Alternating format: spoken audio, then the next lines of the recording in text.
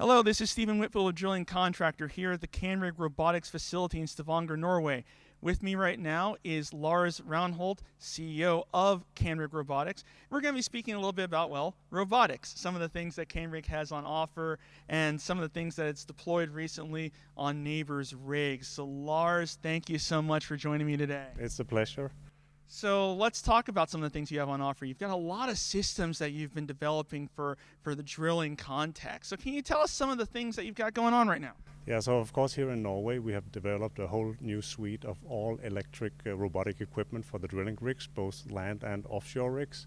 So in particular we are focusing on the pipe handling on the rigs to make that fast and safe and efficient. So we did a new type of pipe handler, again all electric, robotic, to handle the pipe, the longer pipe, the stands, and the shortest pipe. So also we have the roughneck, which is robotic, so that torques up the pipe together. So these are the main pieces of equipment that we use for our automated tripping system.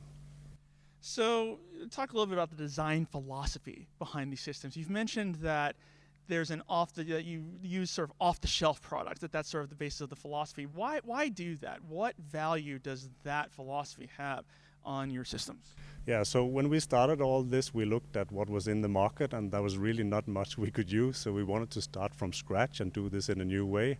So we have experienced people that have been doing robotics before, and they have some new ideas for how to do this. And one of the things that we did was that we invented our own dynamic robot control system, and really the purpose of that is for the different robots to do different tasks, to be very flexible, to work together, and also that it is very easy to program and operate the robot. So we don't really have to be a robot engineer to run our robots. So that is our philosophy here. So the way we explosion proof our robots is that we keep them inside an overpressured air area. And thereby we can use off-the-shelf components which are much cheaper, much more reliable than if this was something that was made specifically for instance, offshore use. So robotic pipe handling has been deployed in the Permian. Can you tell us a little bit about that deployment? What have you seen from that?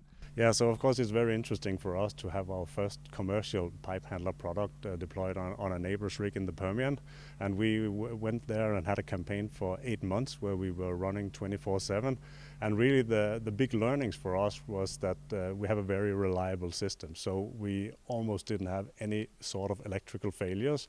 But also as important for us is that we get out in the real field and drilling with our equipment. So we get all the vibrations and so on that you see on the drilling rigs. So that was a great experience for us, and really that proves to us that we now have a commercial product in the robots. So what's happening next with that rig? No, so now that robot is a fixed part of the rig, so that moves on with the rig, and that is now on a new job in East Texas. Of course, we're still learning all the way, and we have 24/7 duty here so that we make sure that we capture all the learnings that we have on that rig.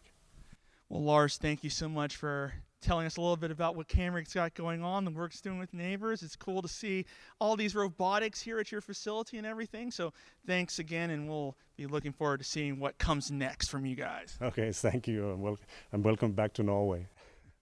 And thank you for visiting Drilling Contractor.